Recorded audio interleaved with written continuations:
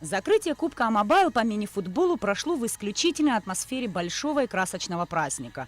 Песни, танцы, мультяшные герои. Любителей популярной игры здесь ожидала масса приятных сюрпризов и специальных призов.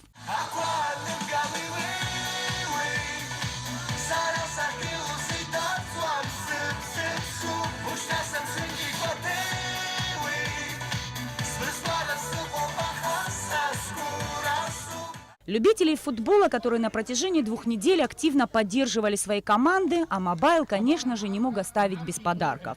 Увлекательные розыгрыши призов покорили болельщиков и настроили на самый что ни на есть позитивно-спортивный лад. Нам радостно осознавать, что Кубок Амобайл по мини-футболу стал одним из значимых спортивных событий в нашей стране. Его с нетерпением ждут каждый год и участники турнира, и болельщики. В этом году турнир бил все рекорды по посещаемости. Болельщики приезжали из разных городов Абхазии поддержать любимые команды. От лица компании Амобайл хочу поблагодарить всех, кто был с нами в течение этих 2 недель. Увидимся в следующем году. Главная спортивная часть турнира началась с игры за 3-е место. 2 тайма по 20 минут. Команды «Казбек» и «Амобайл» схлестнулись в сложнейшей борьбе с первых минут матча. Счет открыла команда «Казбек». В течение 5 минут разрыв увеличился до 2 очков.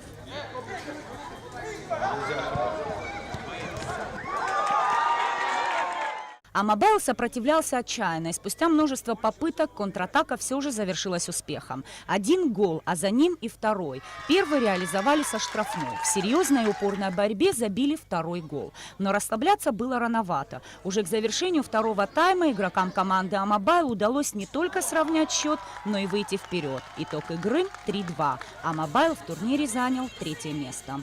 Очень сложный матч был. Пытались собраться в начале, но немножко не получилось. Пропустили 2 мяча. Но чуть-чуть опыта у нас, наверное, побольше стало. Потом собрались и, как вы видите, дожали до конца. Под конец уже пытались удержать победу, которую так тяжело давалась. Всем спасибо. Спасибо зрителям за то, что за нас болели. А Амобайл еще свое покажет. Очень сильная команда против нас играла. Казбек дошли до финала, молодые ребята. Но опыт все равно берет свое, я так считаю.